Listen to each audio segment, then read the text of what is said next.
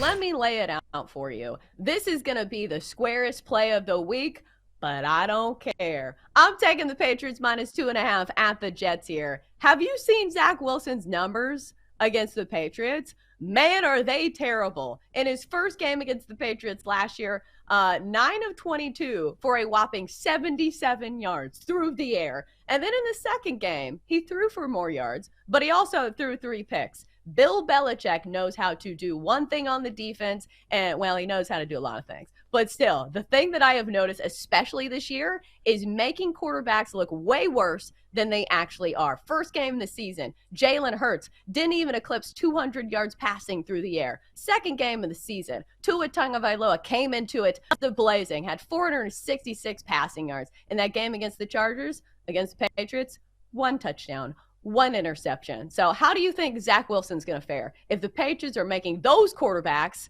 look mediocre? I will take the Patriots laying 2.5 against the Jets. I like it. I like it a lot. It's a 1 o'clock kickoff in the Meadowlands on Sunday. And Chelsa, here's the only sabotage factor. Let me just throw this out. Let me play devil's advocate for a hot second. The Jets defense is very good. Is there a possibility? This is the only reason why I didn't bet this game, because I do like your pick. Is there a possibility that the Jets defense is good enough to shut down Mac Jones and somehow Zach Wilson drives the car and that Jets cover? Maybe. I do think it's going to be low scoring, but you are laying a very short number here.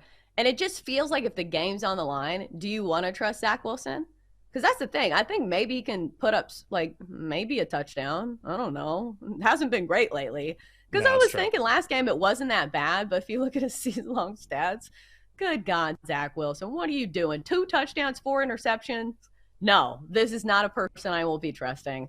And you get the red nut, Andy Dalton, still kicking the can down the road, still playing in the NFL. I think he's actually an upgrade over Bryce Young, because Bryce Young, 2 games into his NFL career, is the second lowest rated passer in the National Football League. But here's the thing. It's not about quarterback play for me. This is about the Carolina defense, or lack thereof.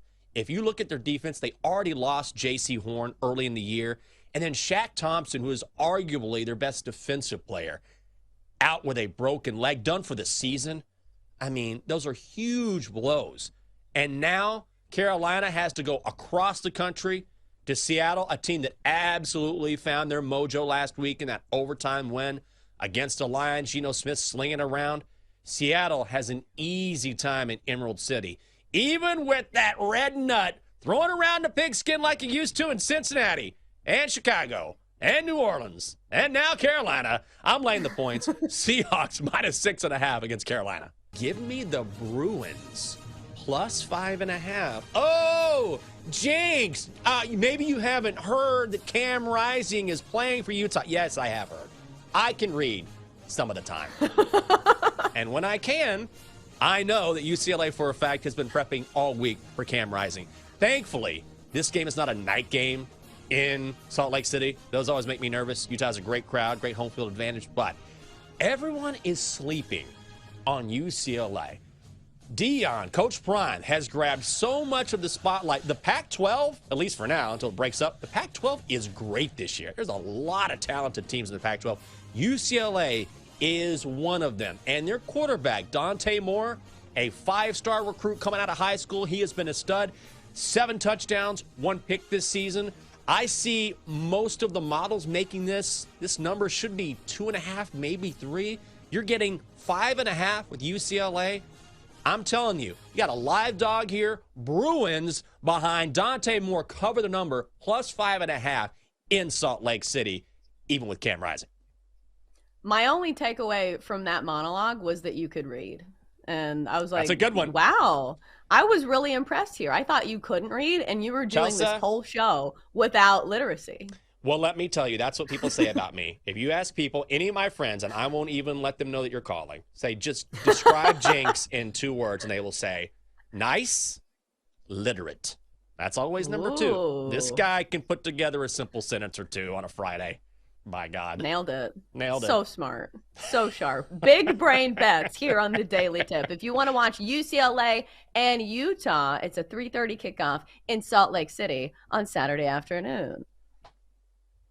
Pick six. Pick six. I feel like a director. I'm like directing.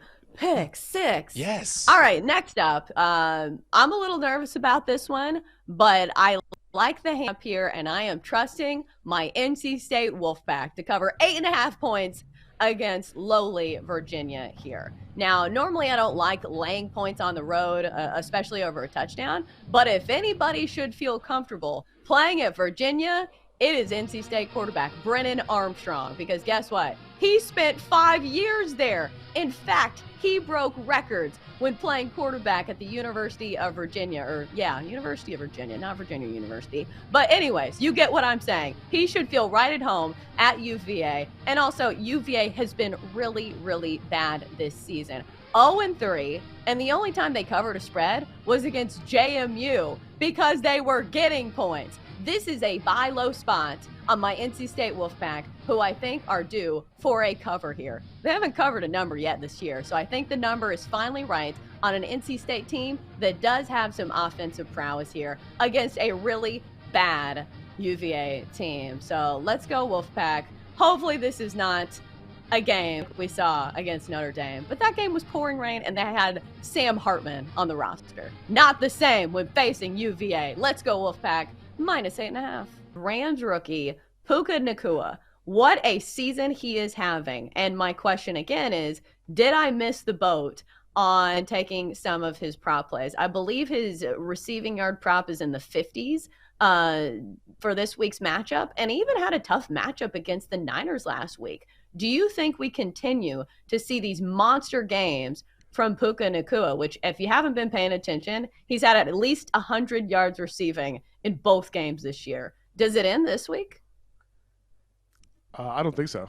The way that Sean McVay is utilizing him is unbelievable. And Puka Nacua is somebody that I saw firsthand at the Senior Bowl. I created some content around Puka Nacua during the Senior Bowl. He's somebody that I saw firsthand, and I'm like, this dude is just catching everything that's coming his way. He was so good on that first day of the Senior Bowl that his agent, and this is just speculation because we haven't seen him on day 2 or day 3. There was no injury. And I think it was just his agent saying, like, hey, these scouts saw enough. Let's get out of here, right? And it was that type of situation. So now the way that Sean McVay is scheming him up, Matt Stafford is playing lights out right now. He's playing very, very well. He's thrown for 300 yards each of the last 2 games. And Puka Nacua, like, I'm looking at the line now, it's gone up 65.5 right now. If you take the over, it's at -120. I'm still cool with that. You know, he's their clear number 1 wide receiver. The dude had 20 targets last week. Are you kidding me? Second game as a rookie. I think you're on the money with that, Chelsa. I think I'm still betting on the dude. He's their clear number 1. Cooper Kupp is out. Let's keep riding it. I want to ask you about the Diamondbacks just because they're kind of all over the place this season. They started off really well, then they went into this swoon, but here they are playing well. They got Corbin Carroll's awesome. They got some top-end arms. We're not really discussing them, but can they make any sort of run here? Are you buying into them? I am. Yeah. I am. And I'll say it, I'll sound like a broken record. Playoffs will be about your starting pitching. And they have Merrill Kelly and Zach Gallen, 2 guys that will get Cy Young votes, that will be up there and have an opportunity to give you 6 innings, 7 innings. I think Zach Gallen can give you 7, almost guaranteed. And I think Merrill Kelly gives you a different look than Zach Gallen the next night. He can give you 6. Now, they're bullpen pieces. I think that middle, high-end, not quite closer role, your 7th, 8th inning guys are going to be the key, because I think Paul Sewald is a guy that will lock the game down. He comes from a different arm angle. He's not afraid of the situation. That team is dangerous. What will be interesting, and the narrative will be said all the time when they're in the playoffs, is, well, the teams that win in the playoffs hit home runs. And it's funny because it's going to be the same people who are, kind of get off my lawn curmudgeons and are like, oh, the game has changed. we can't have all this home run swinging. Well, you know what? The last 5 years, the team that has hit the most home runs in the playoffs has won the World Series. Mind-blowing.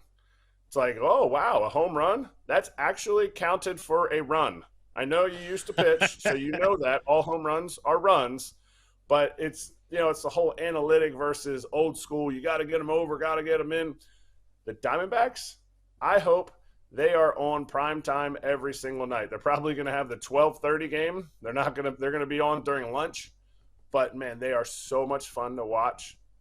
It is a exciting brand of baseball that Corbin Carroll is going to have to lead this team. And it's going to have to be a Tommy Pham that gets some big hits. Alec Thomas is pushing Corbin Carroll out of center field sometimes. Like, this team is so athletic, so exciting. They're going to have a rookie at shortstop. I'm higher on them than I am on some of the other teams in the playoffs.